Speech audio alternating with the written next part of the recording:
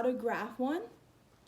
So first you're going to start out with your equation. Your equation is going to be f of x equals 4x cubed plus 20x squared minus x minus 5.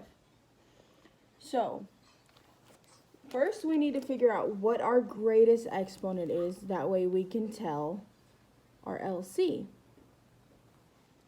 Now our LC stands for leading coefficient. So as we can see, 3 is our greatest exponent. So that makes 4 our leading coefficient. So now, our end behavior. We know our end behavior, we start with 3. 3 is odd. So when it's odd, it has opposite behaviors, meaning that it's going to fall on the left.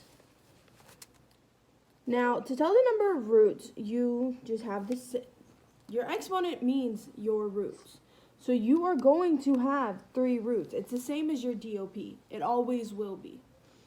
Now, to solve for your number of terms, you're going to take your DOP and subtract 1.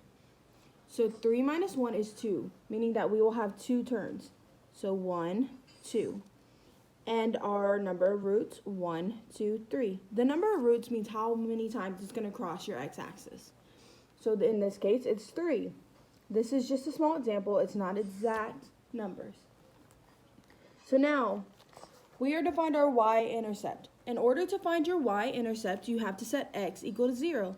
Therefore, in your equation up here, you're just going to go back and everywhere you see an x, you're going to put a 0.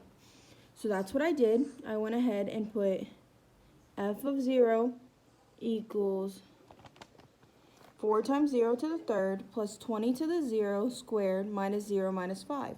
Now anything times 0 is going to be 0. So 0 times 0 is just going to equal 0. So you're going to get 0. 0 cubed is 0. 4 times 0 is 0. And 0 squared is just 0. So 20 times 0 is just going to equal 0. You just bring down this 0 and this minus 5.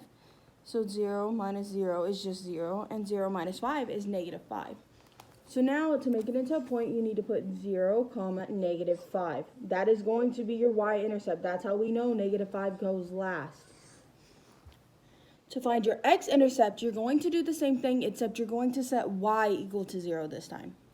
So 0 equals 4x cubed plus 20x squared minus x minus 5. Now you're going to factor it. Factoring it is the best step ever. It's going to help you break everything down. So you take your greatest common factor that you can find out of here and you pull it out. So for me, that was 4x squared, which leaves x plus 5. And this one right here, you know it's negative 1. You know it has to be negative because whatever is right here in this second area is just going to come down. So if this was a positive, this 1 would have been positive. But it's a negative, so you have to bring down that negative, giving you negative 1, leaving x plus 5. So now here, it's got an x squared. So you know you can do your difference of squares. So for this case, the difference of squares is 2x minus 1 and 2x plus 1. Leaving x plus 5. You just pull that one down. There was nothing wrong with that. There's your 3 linear functions. So now you're going to set them equal to 0 and solve. So x plus 5 equals 0. Subtract 5 from both sides, giving you x equals negative 5.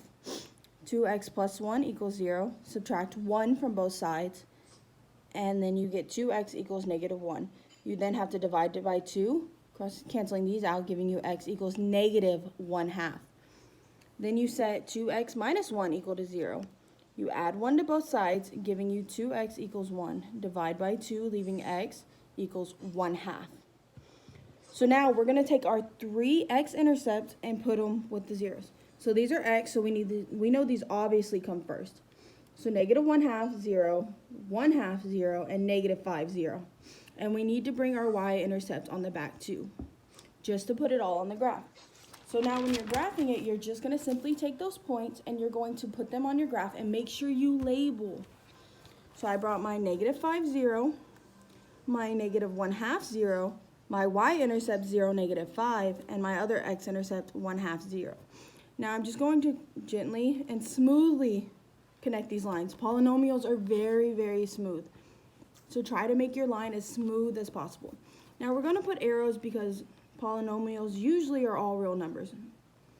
and I put my domain and range as all real numbers, and I put them in both set notation and the other one, and that is how I solved graphing this polynomial function. I hope you enjoyed, and welcome to Simpson Math.